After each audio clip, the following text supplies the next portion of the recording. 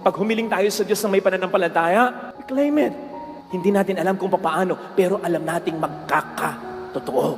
Ang sabi ng ating Panginoon, anumang hilingin niyo sa panalangin ng may pananalig, manalig kayong natanggap nyo na at matatanggap nyo nga.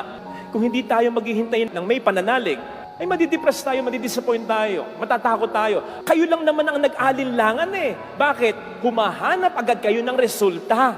Pero hindi ibig sabihin walang resulta, walang nangyaring maganda o walang mangyayaring maganda. Kaya nga kailangan tayong sumampalataya eh. Kasi kung mayroong resulta, kung nandyan na, kailangan ko ba ng pananampalataya? Hindi na.